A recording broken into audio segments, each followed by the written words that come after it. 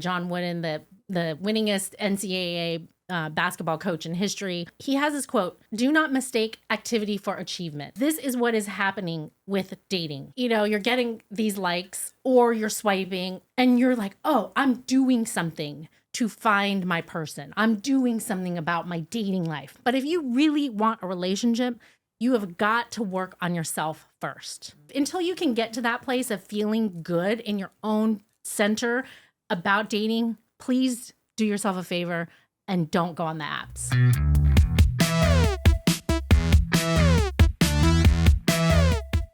Hi guys, this is I Hate Dating Apps. I'm Daniel. And I am Gina. Well, Gina, today we have a special treat for our viewers and our listeners. I'm super excited. Yes. Yeah.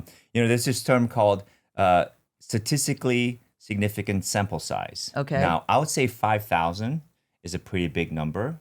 And our special guest today has helped 5,000 people make matches and then some 1,500 dates after that. So if anybody's going to know anything about matchmaking, I think it's our guest. And Yes. you're going to introduce her? Yes, and of course, I'm super excited because matchmaking is something that I've considered, but I typically can't afford it.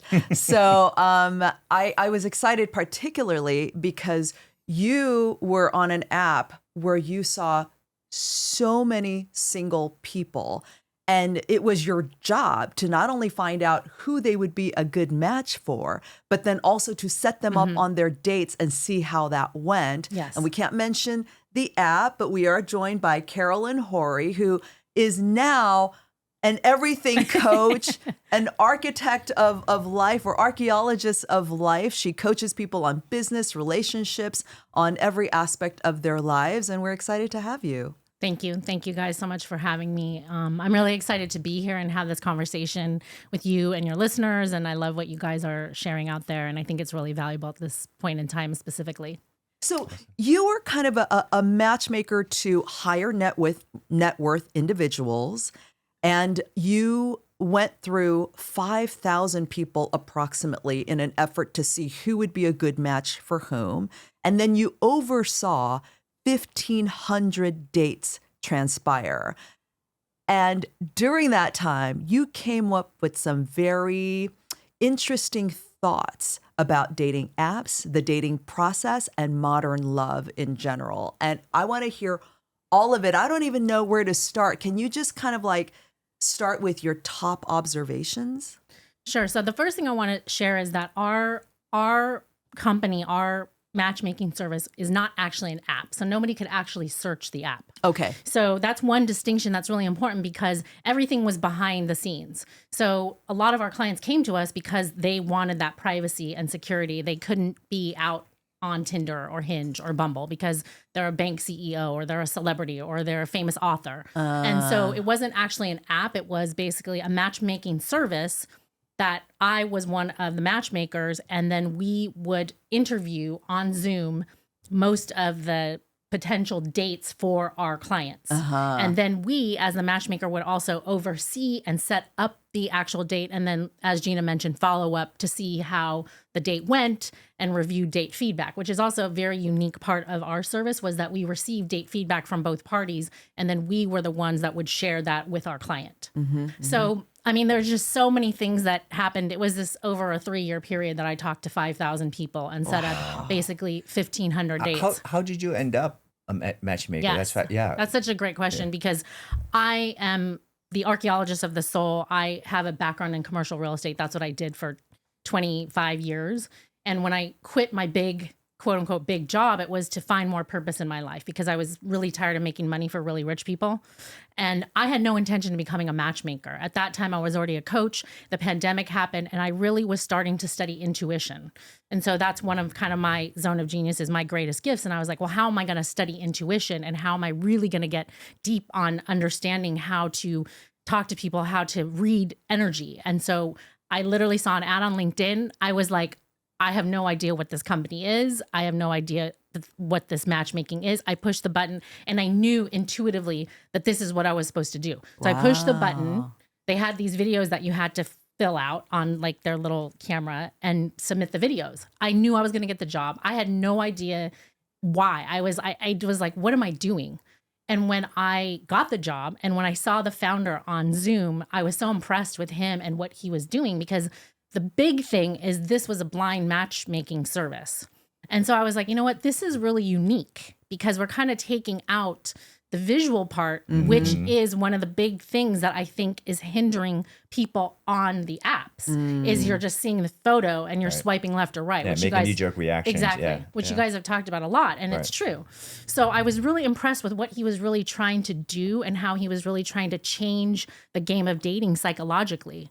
And so as I got more involved in this process, it was in alignment with what I was trying to do for my own personal development, which is improve my intuition, which over the course of speaking to 5,000 people and setting up all these dates, it definitely helped me with that. So was that intuition, was that a sort of key ingredient in making you a good matchmaker? I think it is. And I think I was very successful at the company. I was one of the advanced top matchmakers. And so I think it is a great tool. And this is something that I teach my clients now as a coach, is how to access intuition in business and life and dating. It is so important to trust your gut. And that, Gina, you asked like, what are some of my key points? That's, I'd say, number one is it's like people right now are leading so much with kind of the wrong things, I guess. They're looking at the pictures, they're looking at the stats, they're looking at, all these things that like really, until you meet somebody, those things are a thing on a piece of paper, an app, or a photo or a video of a stagnant. You don't know. You can't sense that chemistry. You can't sense that energetic exchange. And this is so important. And this is where we are going, especially with AI. We have to be able to trust our own inner guidance system, which is never really going to steer you wrong. But we as humans and society and culture have covered that up. And we have downplayed the importance of that. But now, with everything that is happening technologically, we have to learn how to bring that to the forefront. So that is what I would say is like definitely my first tip. Okay. But a lot of people trust their gut and swipe past 99% of... Well, I don't trust my gut at all. It's like, or you don't trust your gut at all. no, everybody's looking at the photos and they're Well, just that's like, what I'm saying. And then your gut, but that's not quote really your unquote, gut. Right, That's like your photo. Like I've heard you talk about that on this It's more podcast. it's more reactive rather than, because people can say my intuition has taken me, the wrong path in the past, but then you can question, like, were you really listening to your intuition? Or, Exactly. Yeah, that makes sense. That's so true. It's like people will say like, oh, I trusted my gut. And it's like, well, there's subtleties to the intuition. This is not like, especially when you haven't really developed this skill, it's not going to beat you over the head. Like mine now, yes, it's immediate. I know, I've trusted it. It's like, it is so clear. But when you are just starting, it is so subtle. It's like this little feeling in your stomach. It's this little tingle that you get. It's this little headache that is coming on. It's this feeling that like, this person is crazy. People will tell you in their profile they're crazy. But they will literally tell you they're crazy. And you're not even listening to it. Right. Yeah. And I'm not saying don't go on the date because of that, but it's like, okay, just file that as part of the information. And then as you get to know the person and you build that, add to that file. But it's so true, Daniel. People are like, oh, I listen. No, you're not real. You have to get quiet to listen. Or it's like those classic, like, comedy sketches where you listen to like the first few words of the message and you run. So it's like your intuition is like, well, Daniel, she's cute. She's cute? I'm so happy. He's like, no, but however, she's crazy. She says right there, she's crazy. Well, I'm not listening anymore. You said she's cute. Exactly. I'm sorry. She looks hot in a bikini. Right. She says she's crazy, but she looks hot in a bikini. Here are her 6 bikini photos. And oh my God, like, I'm like, oh, I'm into it. Yeah. Yeah. So people aren't really listening. And this is a skill, just like everything else. Like going to the gym, like working out, like learning how to write, like learning how to sell, whatever you want to do. It's a skill you develop, and it's not automatic. We all have it. Okay. We all have it. People always ask me, how do you develop that? Well, we all have it, but it's a skill set to develop it, especially in love, especially in dating, because we as humans want to connect, right? We want to be in love. We want to, have all these experiences with another human. And so it is a subtle way of how do you develop that? Yeah, but I mean, Here you go. some- You got it going now. I know. She's like, some people's gut tell them the wrong thing. True. Okay. Their knee-jerk reaction does not allow them to explore True. a wider array of tastes. I have so many girlfriends whose immediate gut tells them to swipe left on just about everybody, or their gut tells them that the only way they will feel like they have been taken out on a date is if they go to like some 4-star restaurant. And, you know, as an outsider looking in, I'm like, girl, your gut needs to be in alignment. Take it to Firestone, get it realigned, because it's kind of steering you down the wrong path. So maybe I should understand what you mean by trusting your gut. But what you brought up, Gina, kind of brings me to one of my second points is like, you know, what's the problem right now is that nobody is actually going out on dates. They're not going out on dates that much because they're swiping. They're swiping. Oh, yeah. And so it's like a couple of the other points is like go out on the second date because you can't tell everything on the first date. And we talked about this before. It's like do a casual date. As a matchmaker, unless my client demanded it, and some did, and they were paying a lot of money, I would never set up dinner dates. I told you this. Yeah, I am anti-dinner date for the first date, especially for a blind date. So many people have said that. Absolutely. Okay, every expert. Actually, I believe in that as well. Absolutely I think not. it makes practical sense, actually, because, sort of, planning ahead and being very intentional with what outcome you're looking for, it makes perfect sense to not go and commit yourself to, 1.5, 2 hours with somebody who, like, essentially isn't a stranger, right? You might have exchange text messages and stuff, but so it makes sense to me. I mean, although like this is not an exact science, right? Right. So, if you're feeling it, but I also think like from my own personal experience, actually, when we're talking about sort of gut reaction, what we're saying earlier about Carolyn's saying earlier about you really have to listen to your gut. Sometimes when we think we're having a gut reaction, we're not. It's more of a knee-jerk reaction, right? So in the past, in my younger self, I used to think, I'm not feeling it. And I used to call it chemistry. It's like, I'm not feeling the chemistry. And I sort of got now in later stage in my life, I look back to those relationships like, was I listening to my gut? Because obviously I did not listen to it completely because I'm still thinking about those people and said, had I given it some chance, could it have developed into something? Because, I hate to say my parents were right and they were not. They were not. But there was some truth to what they were saying because it was based on their life experience because they were saying, it was their way of saying, look for somebody you're compatible with. And their understanding of compatibility was having the same Korean heritage, this language, etc. And so on that note, I think they were wrong. But they were right that now I do value compatibility so much more than chemistry. Because chemistry fizzles away. Chemistry is great for the first 3, 4, 5 months if you're lucky for a couple of years. But chemistry inevitably, like if you don't have compatibility. If you're lucky, you have the chemistry and the compatibility is there too. But if you only have chemistry, it doesn't carry you. Whereas if you have compatibility and you're able to develop chemistry over time, that lasts you much longer, I think. It's so true. Okay. Like you asked, kind of trends that I saw or things that I saw in doing this work. And that's exactly it. People came to the company, spent a lot of money per date, and then expect that we are going to be able to find this, needle in a haystack chemistry.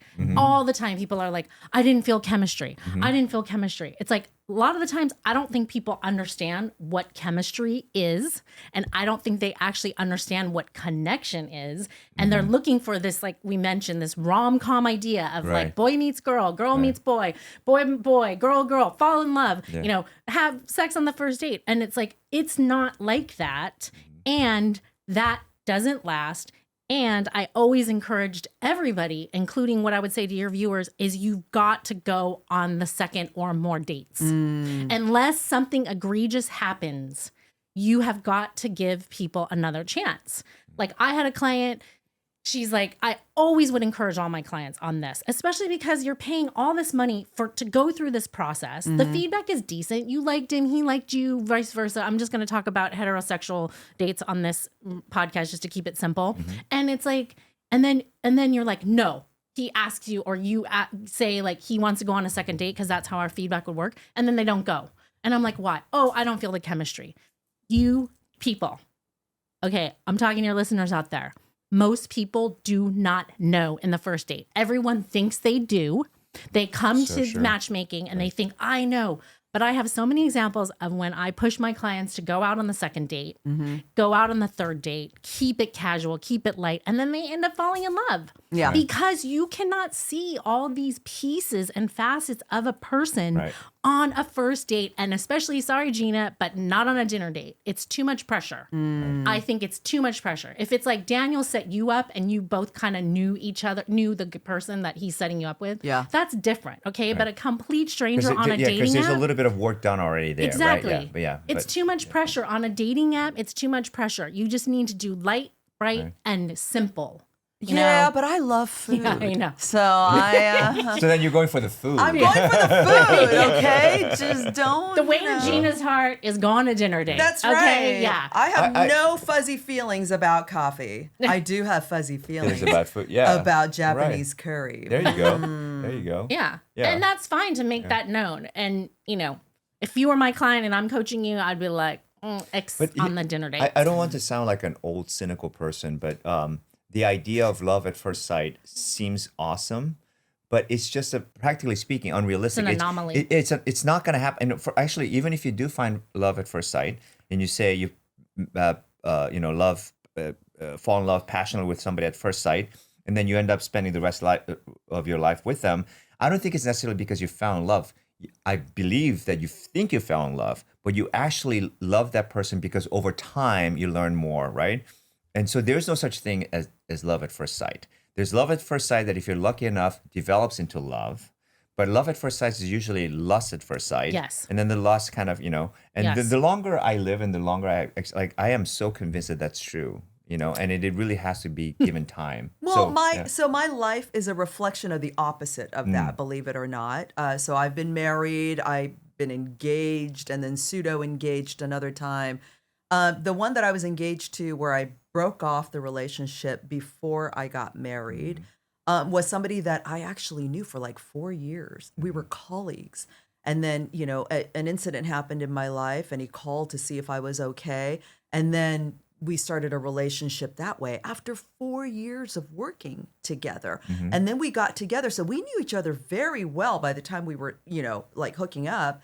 And then we got engaged. And then ultimately I was just like, oh my God, he is so the wrong person for me. Because when we got into a relationship, all these parts of him came out that I never knew before. Like he was intensely jealous. I mean, why would he show jealousy when we're colleagues, right? So like, and then he started saying things like, oh, so after we get married, you are not going to be going out to lunch with your girlfriends because I'm now your husband and you should be going out with me. Like all kinds of shit where I was like, where did this come from? So wait, let me ask red you flag. a controversial question. Okay. Gina, seriously, going back to what we first started this conversation with, in those 4 years, did you ever have like any kind of inkling, something in your body telling you like, no, maybe not, maybe he's not the right one, but you kept going? Oh, are you talking about when we were in the relationship or during the 4 years that we were colleagues? Oh. No, during the relationship, like before the many red flags. Yes, many red flags during the relationship. But before you got engaged. Like a couple red flags before we got engaged, and then more red flags, many more red flags after we got engaged. But then you cut the cord once you realize. But that to me actually that is an affirmation of what we're talking about because you got to know them better. There was no chemistry or sort of the lust part. You had known each other, so you got to know each other well as colleagues. But once you got to know him better as a lover, then you're like, oh no, like you trusted your intuition, right? So it wasn't a case of love at first sight. Yeah, I mean, it wasn't even intuition. It was like more like every flag was the red flags. That is part of intuition. There were like so many red flags, like I couldn't see him through the red flags. You'd be surprised though, and I'll be the first one to admit. I mean, I saw a lot of red flags with my daughter's mom, and she's a wonderful person. There's nothing wrong with her as a person, but if I'm honest with myself. Look in hindsight, we were not right for each other.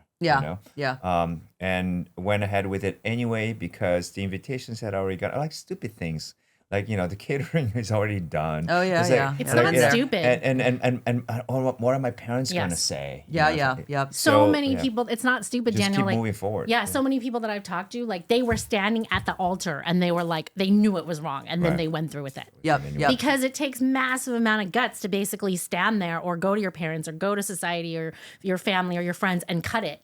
Yeah. Like that takes massive amount of balls, and people like they're just like, oh, I'll make it work. I'll Yeah. figure it out. Yeah. I'll just suck it up. And it's like, no, we're not at that place. Like we have a finite period of time on this planet. We've got to like go for it, and we got to enjoy our life, And so if you're sensing that, you've got to learn to pay attention to that soon. It's like, that book, like Fail Fast, right? Fail like, Fast, yeah.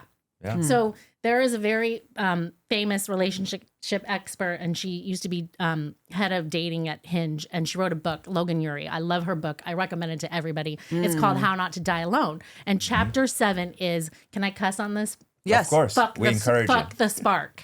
And it's so Fuck true the what you're saying, spark. because Yeah. she's talking about how this idea of like this like lust and but no, it's really like, how are you going to get along with this person? How are they going to be when the shit hits the fan and you're in the hospital, or something happens with your parents, or something happens with your kid? Like, that's what you really want to start to look for and look at, is like, and this is like one of my other big points. It's like the spark is great, like you mentioned, and I'm not saying don't have any spark, but the compatibility, if that's what you're looking for. If you're just looking to have fun and you just want to fuck around, like that's a whole different conversation, right? But if you're like serious about getting into like a love relationship and building something with somebody, then you need to look at that compatibility factor, and that thing that I call, it's like what we were talking about before. It's like my mom used to call it making Jello. You could just do nothing with the person. You could make Jello with the person, and you could feel happy and fulfilled and satisfied. You don't have to be traveling the world and going to the 4 seasons. You can be with someone in a room and feel really good and be silent. Yeah. It's like, if you're looking for a long-term relationship that you think you want to last, this is what you should be focusing on, is like, how compatible am I with this person, and how comfortable do I feel? Do I feel like myself? Do I feel good? Yeah. And okay. So to that point, I hate to be the naysayer. I'm not. I know you probably think, Daniel, because you know me very well. I never think you're a naysayer. Shut up. So I am like almost the living example of the antithesis of that. Not only because of my example that I already gave of my colleague, but because I was in another relationship for 8 years, and he was everything a girl could ask for. Okay, like super sweet, vulnerable, like just amazing human being, loved to travel, super smart, like had an amazing job. Like on paper, he was just great, and we knew each other like hand and foot. Like we had no problem with bodily functions around each other. We were like totally 2 peas in a pod. Like before I said Making anything, Jello. we were making Jello. No we could spark. be silent. We could be talking. After year 5, I was like, I think I'm going to have a migraine. I think I have a migraine today. I think I have a migraine tomorrow. I don't think we can have sex today. I don't think I want you to come any near me. I'm going to have a migraine for the next 5 months. I'm going to have a migraine until we break up. And somehow we just completely lost the chemistry. I say we, but really it was just me. Like he even got me a book called, The Art of Kissing. Oh. And he bought me a highlighter, and he goes, because you don't like to kiss me anymore, can you highlight the sections that you'd like me to work on? Like, this is how amazing this guy was. Yeah, that's so sweet. And I was just like, oh my God, after this, like, I just at least have to try. I have to try to fall back in love again. But like every time he leaned forward, I would just be like, my body would just like, sometimes I would try to force myself to like lean back into him. But there was like this invisible like magnetic force where like the negative and the negative were trying to come together. And one time, I swear to God, I felt my body like just go, like just like go back, almost like I was repulsed by this guy that I'd already been with. Let's for hope many this guy is not years. listening to this podcast. I know, right? So I- everything, like you were saying, Yes. the connection was super deep, and Well, I but was it doesn't. super compatible. I don't think that's necessarily an example of an antithesis of what we're talking about. not everybody you're compatible with, you're going to have chemistry with at the end of the day. But I'm it's saying where chemistry, without chemistry, I submit to you, it is impossible. Right, but so that's what we're not saying. We're not saying Yes. it's compatibility versus chemistry. What we're saying is chemistry doesn't always lead to compatibility, right? It's this two things. I mean, of course. Right, And those things compatibility are- doesn't always lead to chemistry. But I think what we're saying is because we have been conditioned by rom-coms and like all this idea and Tinder, we think we're looking for that spark, and maybe that's not the way to go about it, right? You look for compatibility, and that doesn't mean that if you go this way, you're gonna strike 100. It just means that this is a better way to go about it. So in your particular case, it didn't work out. But what we are saying is, but going for the spark Only.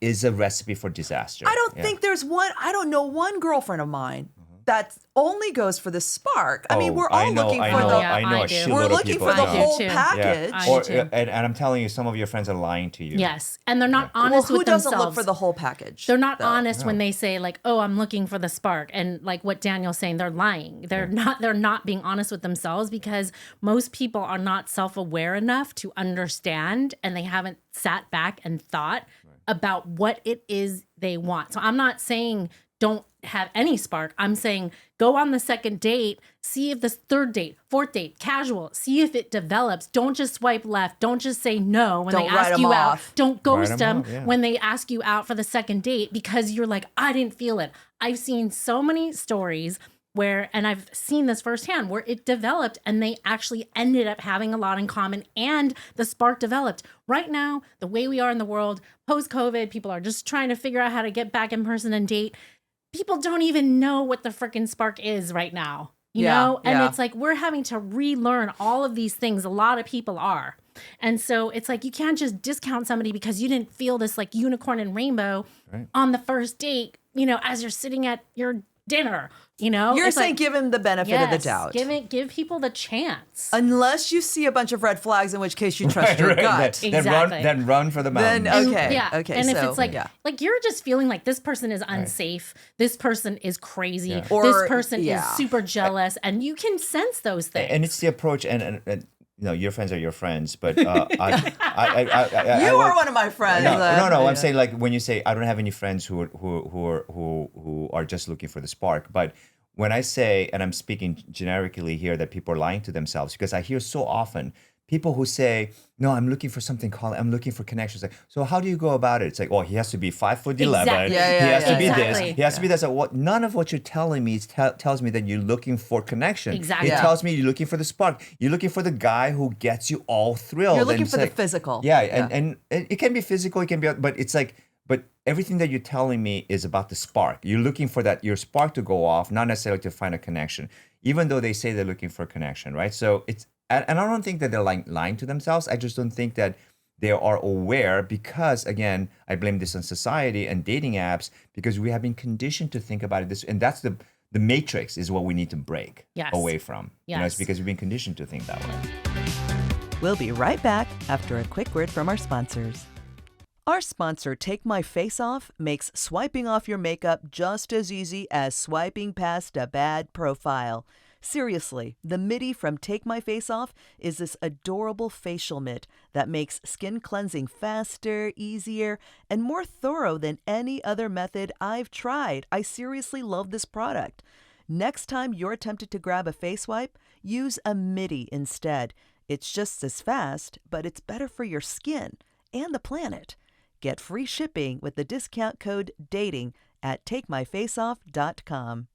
I understand the nuances that you guys are addressing here. Like going back to, you know, matchmaking, people would come to us because they were very disillusioned with the apps or they couldn't be on the apps Yeah. or they, you know, were married for 12 years and had no idea how to date or they're widow or something. But then they come to us broken from whatever the thing is. And then they pay a lot of money to hire a matchmaker. And then they think, oh, because I'm paying all this money, they're going to be able to find me Ms. Perfect or Mr. Perfect. You're gonna find me the spark. Exactly. Right. And they're constantly thinking, I couldn't find the spark out there or don't know how to find the spark out there. And I'm going to pay you X a lot, and then you are going to find me the spark. And it's your job to find me the broken pieces, to pick and cobble the pieces together to present to this person that you want because you think you're paying a lot of money. And your answer to that is, it's you. Yes. Right. The problem is you. Yes. I have a perfect real life example, actually. I have a younger brother who's happily married and been married to the same woman, has 2 beautiful children, has been married for now, I want to say like almost 25, 30 years. Wow. And I love my sister-in-law. She's like perfect for him. I think my brother's a total loser. I'm just kidding. Yeah. Had he not married Sophia, he would have been a total loser. But so I'm the oldest, and as the oldest son of Korean immigrants, my parents were always trying to set me up with a nice Korean girl. And I resisted so much. I'm like, you don't know me. How you don't know me, right? And so now in hindsight, I'm thinking like, of course they know me. And the worst that could have happened if I went on those blind dates that my parents were trying to set me up with is that I would have just met someone and maybe it would have worked out, maybe it wouldn't have. But why did I have this inherent that's bad. That's not how sparks start. That's so unromantic. Whereas my brother, when he got set up through friends of my parents and friends that said, oh, she would be perfect for your son, he met her. And it's funny because my brother and I are so different. Like I've always been the straight and narrow. I got good grades in school, and he was all over the place. But when it came to this particular thing, he's like, when my parents said meet this girl, he went and met her, and then he had her go on dates, like quote unquote dates, with all of his friends, like female friends and male friends, and then asked them, "Do you think she's compatible with me? What do you see about percent? Dude, he went through this whole process, and proof is in the pudding. He's been married all these years, and I'm divorced, right? Because I was looking for the spark, and I found the spark, and it was great for a little while. Yeah. And then it wasn't there anymore. Ding, ding, ding. It's like my brother's story is similar, and he got set up. They were both at a wedding. My sister-in-law is perfect for my brother. They've also been married for 25 years or something, and they got set up, and they figured it out, and they have been happily ever after married. And it was like, the setup, back in the day, all of these Indian, South Asian, they do arranged marriages. Yeah. And it freaking works. Yeah. And this is one of the tips I have for your listeners. If somebody sets you up or volunteers to set you up or says, Daniel, go meet this girl on the corner of Lincoln and Maxella at 3:00. If they know you at all, you just say yes and you go. That's like one of the things that, we talked about, the three of us. It's like, go on the date. Just go. You don't have to do, this what does he do? spreadsheet. Where does he live? Does he have a house? Exactly. 10 questions, spreadsheets, photos, profiles. No, if they know you and they're willing to do that, absolutely. Just go on the date and just make it casual and just get to know somebody and just look at it. Like I always tell people, a conversation with a new friend. That's it. You're not trying to figure out if this is like your baby mama or your baby daddy or your next, whatever, love relationship. Your only job on the first date is to see how you feel in the presence of this person. You're not trying to figure out anything. Yeah. Stop the madness. Stop trying to figure out their FICO score. Yeah. Stop trying to figure out the next 20 how years. many people they've been with or how many relations. That doesn't matter. Just be in the moment and feel into your soul. Like, how am I feeling? Yeah. And take responsibility for your feelings and say like, oh, I'm feeling like really happy and like lighthearted and I feel good. That's energy. You are just trying to sense the energy of you and this person. That's the other problem with dating and dating apps right now is everyone's trying to figure out everything way too soon. Back in the day when our parents probably got together, it was like letters. It was like, maybe some phone calls over periods of time and then a couple dates and then some casual dates and then some. It took time and you kind of unveiled like all of these things about yourself. It wasn't just like, bam, like, let me ask them all these questions. Instant gratification. Yeah. So I can get out of this dinner or so I can go on to the next swipe. Yeah. That's where the fairy tales come into, like all the sort of the conditioning that we've had through fairy tales. Like everybody's so in a hurry to get to the happily ever after. It's like, I don't but there's a whole fucking life after happily ever after. Cinderella probably divorced the prince, after 5-10 years. So we just don't know because the story ended there when they were both young and beautiful in love. That's where it ends. Okay, so what I'm hearing from you is trust your gut and give somebody the benefit of the doubt. What other observations. Go on the date, Go on the date. make it casual, have some fun. Like everything is just way too serious right now. Like you've just got to like get out there and like have fun and meet people and put yourself out there. And, you know, one of the main things is please work on yourself. Like I also, another book that I would recommend to all my clients and I recommend to everybody is The 4 Agreements by Don Miguel Ruiz. And one of the 2 agreements for dating particularly are don't take anything personally and don't make assumptions. Everybody is so busy taking everything personally and making assumptions. Yes. He didn't call me. He must not like me. You don't know how many calls I've been on with people. No, we have no idea what's going on in his life or her life. We don't know if something happened. We don't know what is going on. It's not, you're just assuming that the reason that they didn't call is because they don't like you. You have no idea. Because if you go into, this is energy. If you go into anything in life and you are hating it, you are not going to get the result that you are seeking. Yeah, you're already starting from a negative. If you're serious. You know, as you're saying that, a thought occurs to me.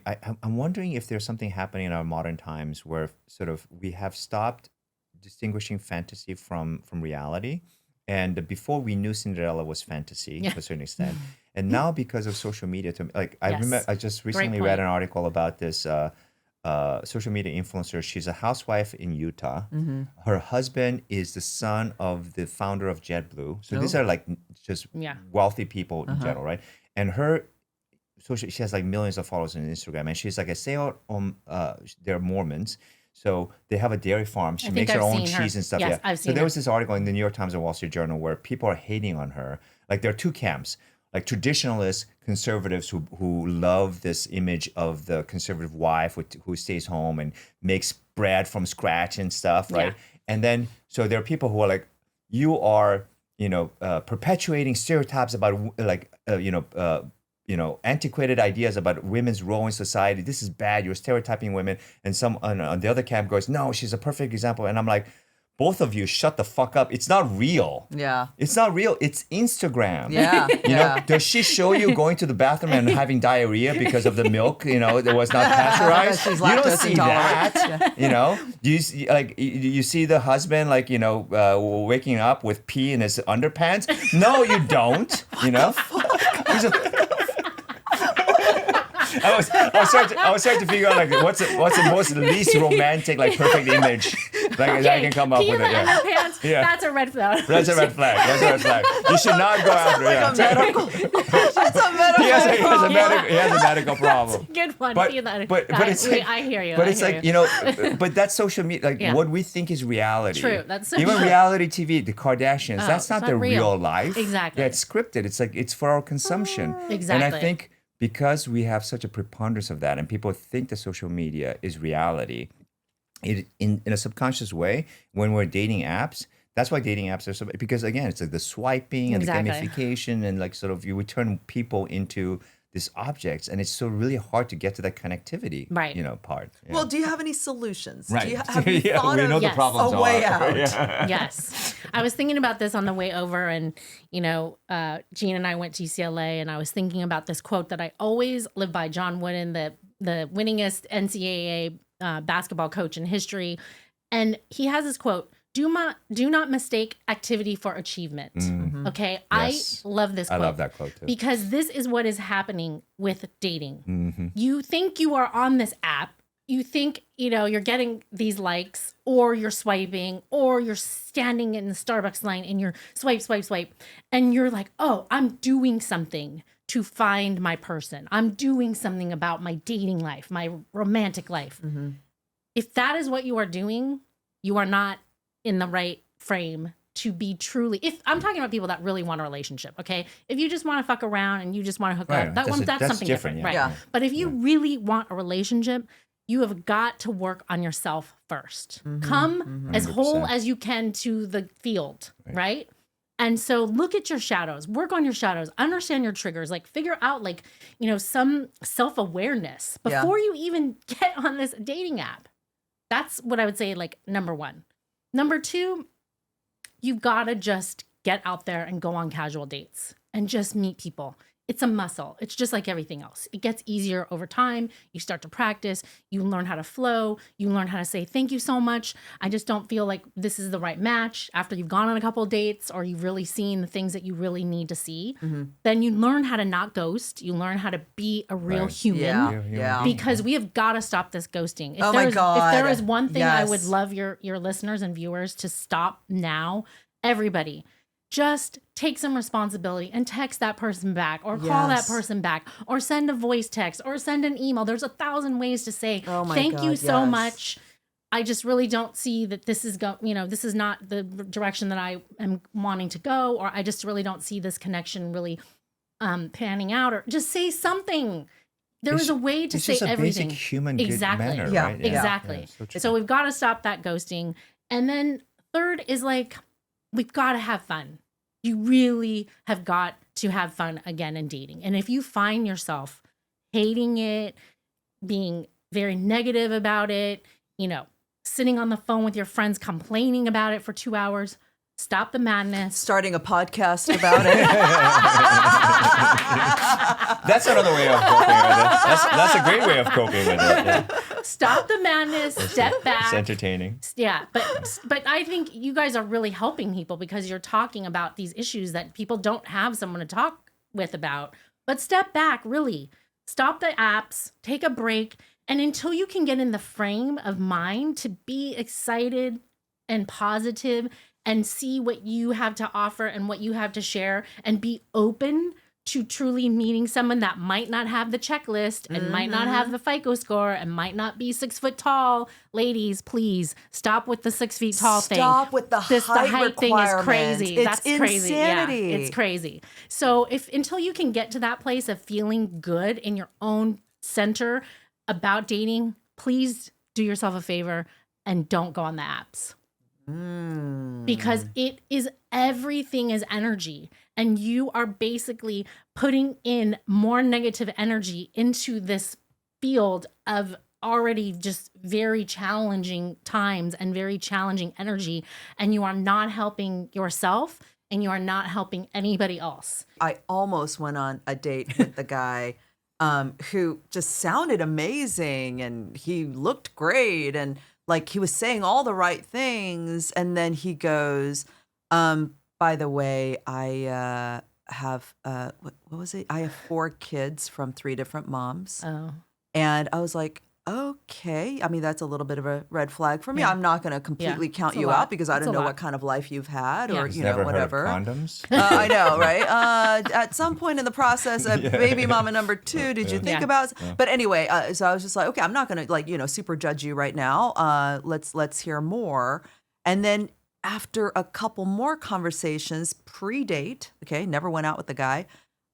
He told me that his last long-term girlfriend of like a year and a half, he just broke up with a month ago. Oh, And maybe that was ultimately the nail in the coffin. I was just like, okay, so you've had 3 baby mamas and 4 kids. And then you had a long-term relationship that you got out of a month ago. So you're just like not wanting to learn anything about yourself or what happened and like break this down to see how you can avoid making these things happen again. Which brings me like to another solution that I have. I know that, we want to give tips for your viewers and listeners. And I think Gina disagrees with me on this, but get to the video date. Stop the madness with all the texting I through do the video app. dates. Yeah. If you have any inclination that, I'm kind of curious, just kind of curious, get to the video date. Yep. And we used to say in the matchmaking business, one of my friends, not real, not ready. If they don't want to go on the video date with you or they don't want to go and meet you, not real, not ready. Like, I don't care like how amazing. It's So it's like, I got a question. So specifically on video date, you mean as opposed to like a phone call? no, yes. Like I'm video a date? fan of like get to the video date. I And agree. how about how about like a casual coffee meet as opposed to a video date? That's okay too, but I'm just a fan of like get to the video date because you might not even necessarily need But is the that coffee because date. you want to see their mannerisms and their like Yeah. what they look physically in Yeah, real? and I teach people about energy, right. and you can sense a lot of things via video on For sure, energetically. for sure. You can see a lot of things, and I know that might sound like controversial or like against what I said earlier about giving everybody a chance, but you can sense things, and your gut will tell you things when you go on that video date. Your gut will be firing like scary, scary, danger, danger, or you know, you'll just sense things. Like that's one of the ways that I would make the matches because I was interviewing all these people on Zoom. So if you see their house is just like a complete shit show of like there's piles of shit everywhere. I mean, that's like a pretty good indication if you are a very clean, organized person. Or that if you don't even have the sense to hide that exactly with an angle. Or you come on the video date and you just they look completely disheveled. What? And they look drunk, and it's like 10 a.m. Yes. It's just like 100%. So those are the things that I'm saying. I'm not saying go on a date with that person. I'm saying like, okay, we kind of cut to the chase a little bit with the video date. Yeah. But what is happening now? It's just too much texting on the app. Too much texting. I personally think being drunk at 10 a.m. is the best time because then you're done with it. Yeah, early you're in the not day. really driving anywhere. It's the Not best time of the day endangering to be people. drunk. Well, Carolyn, this has been super great and helpful, and now I can see why you were a matchmaker to all these people. I think everybody's very different, but I think what you say, if somebody just gave somebody a second chance, if somebody just did a gut check before they made summary judgments, if they took the time to reflect on themselves and work on themselves, which I think are the three things that you absolutely harped on, you can't go wrong. Yeah. So I think that's pretty valuable. And really have fun. Really, we've got to get back to fun with dating. Get the fuck out there. Yes, we've got to have fun with dating. Don't make every excuse to stay home. Yeah, it's supposed to be fun, people. It really is. It is really supposed to be fun. I know that matchmaking is not for everybody, partly because it's just the nature of the beast. It costs money, and not everybody financially can't afford it. And I've got a confession to make. I mean, we've had matchmakers in the past. Yeah. Here, and I had a negative perception of matchmakers because I thought it was just like a different version of dating apps. But you did change my mind. I don't think every matchmaker is like you in that sense, but if matchmaking done right is basically that. It's about trying to help someone see something that they can't see because of the knee-jerk reaction or because of the quick judgment that people make, and we're so used to doing it these days. It's like having another set of eyes, somebody who's informed, trying to tell you, Gina, Daniel, like, I've taken the time to get to know you. I've done the homework for you, and now I'm going to go and find people that I think is going to be a bit, like, trust somebody outside of you to find, instead of, like, going back to your, habits that you've had for decades and decades, So from that sense, I think it makes perfect sense, actually. I appreciate that. And I'm really glad that I could change your viewpoint on that because I think we all need to become matchmakers for our friends and family. And if somebody wants to set you up, I'm telling you, just go meet the person. They're the best people to set, Like if you guys want to set me up, I will go meet on the corner. Carolyn on the market. So it's just like, honestly, if somebody wants to do that for you, thank them with gratitude and just meet the person. Unless none of my friends are good enough for you. So yeah, that's the problem. I don't know your friends. I didn't say that. I know lots of amazing women. I'd set you up with each other. There you go. Right? That may be the future. Women's brunch. Exactly. That might be the future. We're not there's not gonna be male and female. We're just gonna be all one. If you listen to Gina long enough, that is the future because it doesn't seem like she can find any guy out there who's worthy of. With your 6,000 likes. I have in the past. I've been married. I've been engaged. It's just a different ball game now. But like in all I have no idea whether this is baseball, basketball, football. I have no fucking clue. But in all seriousness, though, I mean, we talk about in the podcast that dating apps are just a tool. It's not. They're not inherently good or bad, right? And I think in all seriousness, Gina goes about it with intentionality. It's just that there's so much crap to wade through. Well, you yourself have said you don't have one guy that you would match with me. Yeah, because I know they're not. See? Because no, but it has nothing to do. And joking aside, I mean, I love my friends and I think they're good people. But again, because now I know you and I know them, and I know it's like I don't know anybody that would actually be a good match for you, right? See? Yeah, not because you're there's any deficiency on you or any deficiency in my friends. It's just that, like, you met my Very friend different. Alex. Yeah, you met my friend Alex. I think he's a wonderful guy. I think he's gonna make somebody a great partner, but he's probably not a right person For for sure. you. Yeah. So, but that is actually, who knows you better than the people around you? Exactly. Yeah. Yeah. And tell everybody you're single. Really, I always would coach all my clients to do that. You've got to tell people that you're open to meeting somebody. Yeah, They yeah, yeah. come to the Otherwise they don't matchmaking- know. Exactly. Right, They come to the matchmaking service and they're like, I would. So we are a coach. We really are a coach. Right. Matchmakers are coaches. That's why it's in alignment with what I do. It was like, well, I say, have you told everybody that you're single? Oh, no, I can't do that. Oh, but you can come to a matchmaking service, pay all of this money for a stranger that's going to talk to you, me, who's going to get to know you, but then I'm going to set you up with a stranger. Right. Yeah. But you can't tell Your your friends, family, your yeah, friends friends. that you Yes. like are open to being set up. Those Right. are the best avenues of potential dates for you. Right. Yeah. Because that is Yeah. going to spark their interest, their memory, and be like, oh yeah, I have that person that loves Yeah. scuba diving and plays pickleball and loves travel. Oh, okay, let me just set you up. And the reason why people don't set other people up is because it's too much pressure. But if we took that out and Out, just yeah, said, meet on the encourage- corner yeah. at this place for a walk with the wind blowing and this casual walk, and then it was very easy for people to set people up, and they don't have to exchange photos and dossiers and CVs. They would go. Isn't that the stereotype, sort of like, going back to what I was saying earlier about, when I was younger, my parents trying to set me up, right? Exactly. And I'm going, no, oh, that's so gross. No. It's like, Daniel, how's your love life going? How many dates have you gone out in the last 3 months? I'm so lonely. I don't know anybody. And then meanwhile, there are all these people trying to set you up. Even actually, because you have this knee-jerk reaction, even when my friends try to set me up, and no, I'm not that desperate. And then in the back of my mind, I'm thinking, no, I am the desperate, actually. I should listen to my friends, right? Because how are you doing, Daniel?